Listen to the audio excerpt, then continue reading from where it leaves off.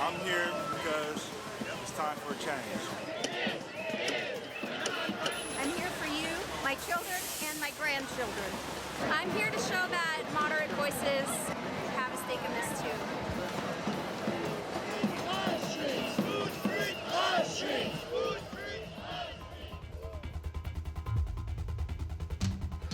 Massive job losses, record home foreclosures and devaluations, lost retirement savings. The mess we're in today did not begin on Wall Street.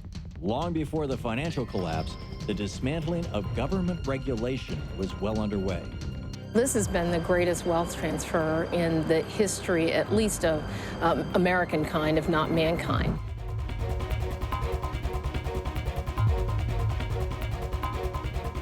This is class warfare.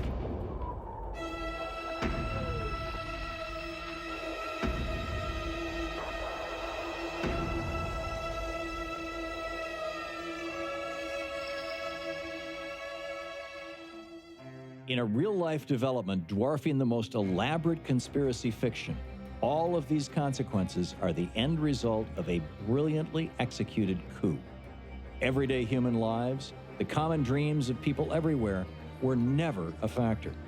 All that mattered was profit. Who did it? How were they able to pull it off right before our eyes? This is the story of the biggest heist in American history.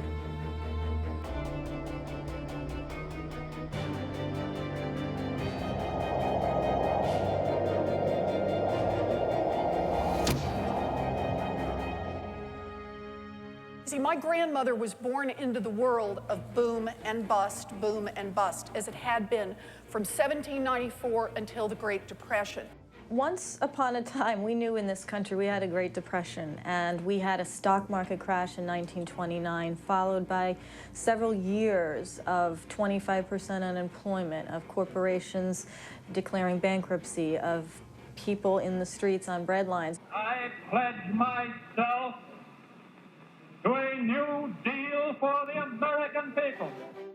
In the depths of the Great Depression, President Roosevelt's New Deal put millions back to work, provided unemployment insurance, created Social Security, and made it easier for workers to join unions and bargain collectively. What FDR and that government had the balls to do was enact legislation that really took command of the Wall Street environment and said, you know what, you can't speculate with other people's money. Coming out of the Great Depression, just 3 laws fundamentally altered the course of America's history. The first one, FDIC insurance, make it safe to put money in banks. The second one, Glass-Steagall, try to separate the risk-taking on Wall Street from your local community bank. And the third one, SEC regulations, provide some cops to watch the robbers. Out of that, what we got was 50 years of economic peace. No financial panics, no meltdowns. And during that 50 years, we built a strong and prosperous middle class in America. The New Deal established that ordinary people had the right to protect themselves against corporate abuse. The early 70s expanded those safeguards with the creation of agencies like the Occupational Safety and Health Administration, whose mission was to protect workers. The Environmental Protection Agency was created to protect human health and the environment. Regulation is nothing more than the imposition of a set of rules to prevent the free market from behaving in a way which is contrary to the common good.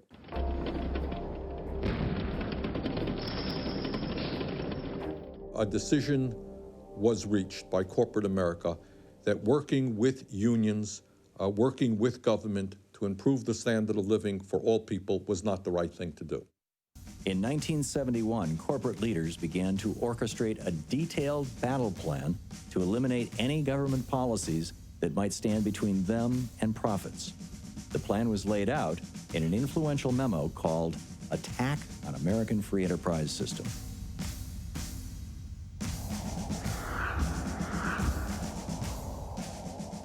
Lewis Powell was a well-respected citizen of Richmond, Virginia. He was a corporate lawyer, a partner in a prestigious corporate law firm, and friends with an executive at the Chamber of Commerce named Eugene Sydnor. And Sydnor asked his friend if he would draft a position statement that he could submit to the Chamber of Commerce that would then sort of form the framework for how to make the organization more able to confront what they thought was a growing threat to business interests.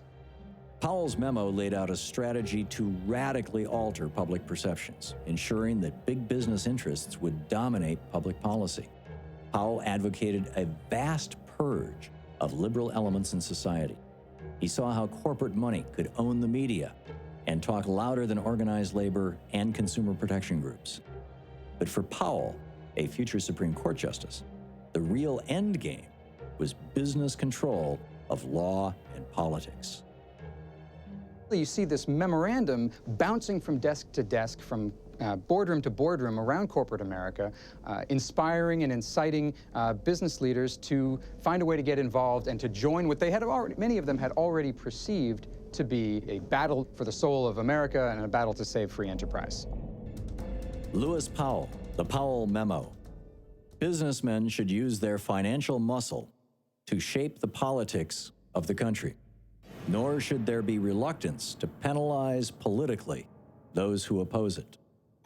By 1978, business outspent organized labor 3-1 to defeat a bill that would have made it easier for workers to join unions.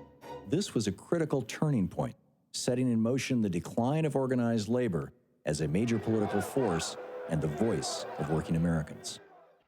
It all comes together in the election of 1980. Where the right had built up this powerful political and financial and intellectual infrastructure, and it all comes together under Reagan. I, Ronald Reagan, do solemnly swear. There's just no question that when Ronald Reagan came in, the target of Reaganomics was the labor movement. One of his first acts was to destroy the air traffic controllers, which was a signal to all American businesses that it was open season on unionism. They are in violation of the law, and if they do not report for work within 48 hours, they have forfeited their jobs and will be terminated.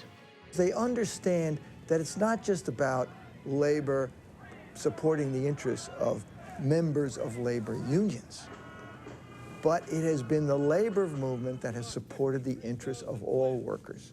You wouldn't have Social Security, you wouldn't have unemployment compensation, you wouldn't have Medicare, you wouldn't have all of these things, which are not just for labor union members. As the bumper sticker says, they are the people who brought you the weekend.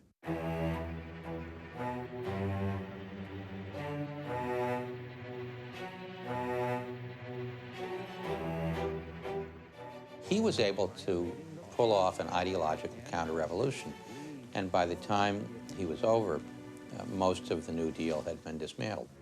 Government is not the solution to our problem. Government is the problem. Was attacking government, attacking the institutions of government, and trying to make it as a system that doesn't work. And in reality, rich folks don't need governments. They live in their own gated communities. They have their own security. They swim in their own swimming pools. They go to their own private schools. Rich people take care of themselves.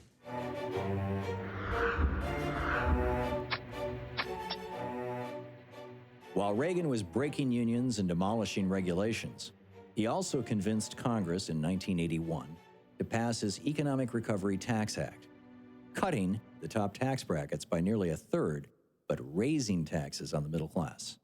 By dramatically increasing the Social Security tax, as recommended by Alan Greenspan to Ronald Reagan, we shifted the burden of government so that today, 70-some% of Americans pay a heavier share of their income in Social Security and Medicare taxes than they do in income taxes.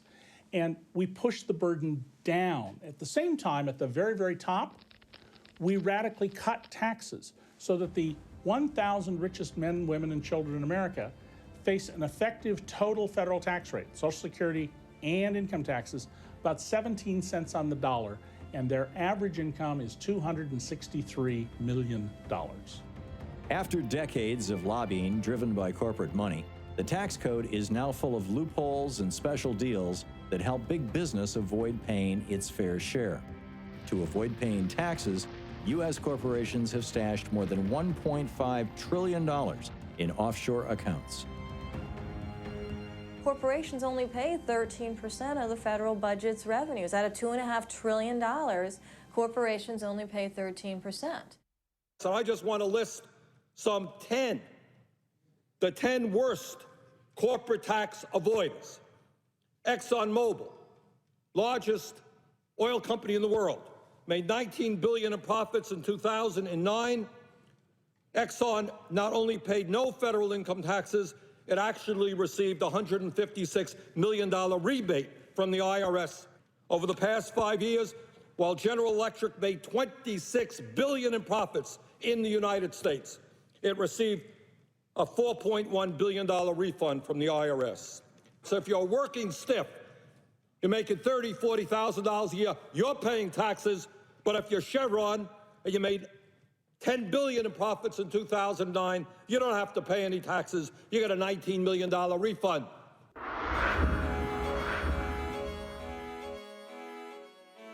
U.S. Steel is getting out of the steel business, and they're getting out of this community. And they're saying, goodbye, we had enough, there's no more left, we squeezed the grape, we're going on to greener pastures. We've seen the acceleration of the hollowing out of America as the most important and powerful industrial society on earth. Since 1973, approximately 40 million good-paying American jobs with benefits have been shipped overseas or dismantled by corporations, boosting their own profits at working Americans' expense. Thanks to decades of policy shaped by corporate money, there was nothing to stop them. Offshoring of employment has been with us for a very long time, but has mostly been restricted to manufacturing. The new wrinkle is offshoring of services. The number and range and variety of jobs that could, in principle, be done abroad, say over the internet, it's enormous. It will be painful, and for a number of reasons. One of them is going to be large. Maybe over the course of the next generation, 30, 40 million jobs. It's important to note this is not either about only low-skilled jobs or only high-skilled jobs. They're all over. If what you do is write computer code, routine computer code, you lose nothing in quality if you move the job from Indiana to India. Where are the jobs for university graduates? They are now beginning to face the same dilemmas that blue-collar workers faced when they lost their $20 an hour manufacturing jobs with their good benefits. And so we have an economy that is starting to impoverish its workforce.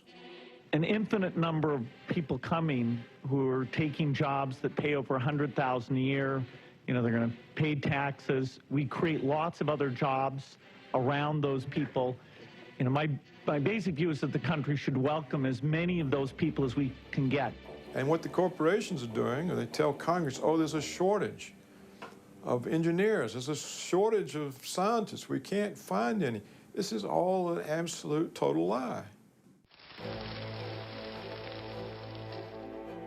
Under Reagan, the mandate agenda included not only deregulation of Main Street industries, but the financial industry as well. This set the scene for a future disaster on a scale previously unimaginable. In 1933, Congress passed a law called the Glass-Steagall Act. And that law said, well, you know, it doesn't take a genius to figure out if allowing banks to invest in speculative securities brings down the banking system when the market fails, then maybe we shouldn't let them do it. It was very simple. It maintained that commercial banks that were responsible for individuals' deposits and savings and lives were kept separate and were backed by the government from the more speculative, risky trading activities of the investment banking community. It worked so well that people forget. And in 1999, a genius by the name of Phil Gramm, aided by a brilliant president named Bill Clinton who signed the bill, and pushed by a free market ideology that had been peddled to the United States people since the day Ronald Reagan was elected, said, we don't need Glass-Steagall anymore, we haven't had bank panics. Glass-Steagall was the longest-lived and most successful financial law ever passed, protecting consumers and investors alike. Within a year of Glass-Steagall's repeal in 1999, President Clinton signed the deceptively named Commodity Futures Modernization Act, deregulating shadowy financial products known as derivatives. One of those instruments, known as the credit default swap, became the prime culprit in the 2008 worldwide financial crisis. Wall Street paid their chief executives hundreds of millions of dollars for screwing us up and losing our money. And we paid them a huge premium for this. We said, boy, these are really smart guys. They're not smart guys. You and I would never have made those loans.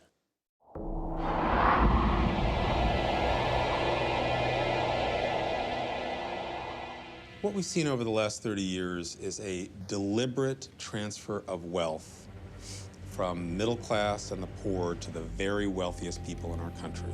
The game is fundamentally rigged, and that ordinary people who do everything right, who play by the rules, still end up with the short end of the stick.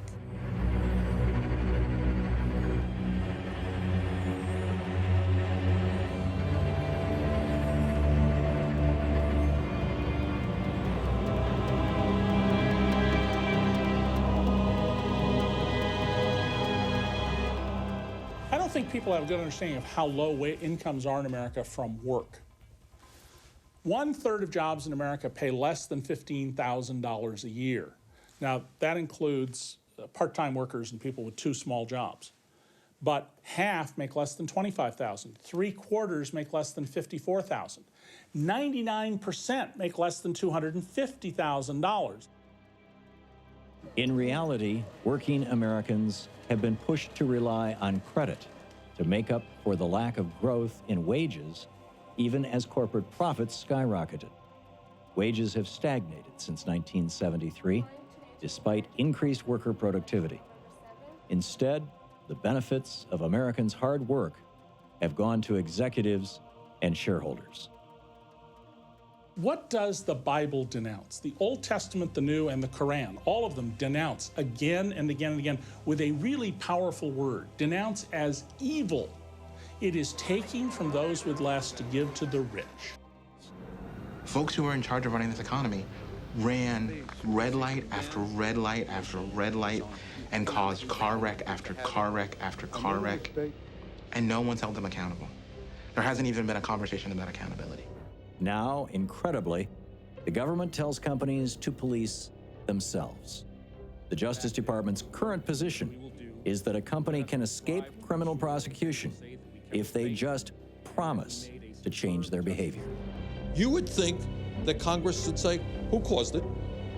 Who are we going to hold accountable? Are people going to jail? Where's the prosecution? You would think that would have happened, right? Hasn't happened. As of 2011, not one corporate CEO, bank executive, or politician has been criminally prosecuted for crimes leading to the economic meltdown of 2008. If you really did the investigation, the Democrats would not be able to simply say, oh, it was that George W. Bush, it was him. Well, you know what? It was a lot of Bush. But I'm afraid the Republicans would be able to say, sorry, not just us.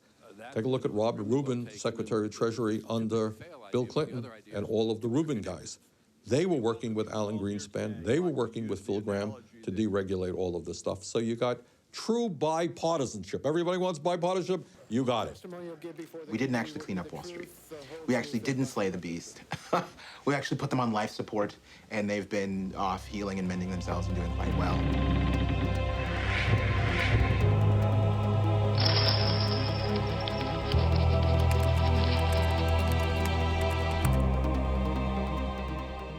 Everybody was shocked by Hurricane Katrina and by these images of poor African Americans and other people abandoned, stuck on rooftops, waving American flags for 2, 3, 4 days, holding babies, without a drop of water, without the U.S. government, the richest country in the world, being able to get them a scrap of food after 3, 4, 5 days.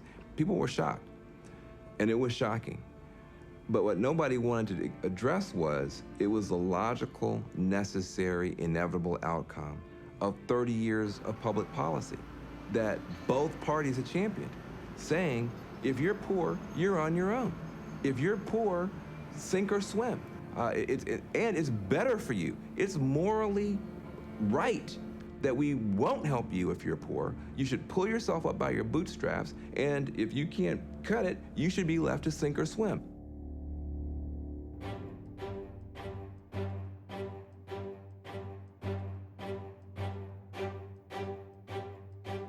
There are only two kinds of power in America. There's organized money, and there's organized people.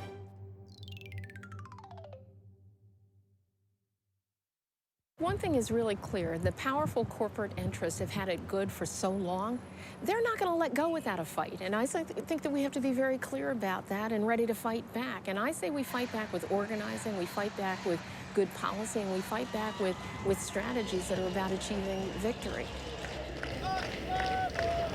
Occupy Wall Street!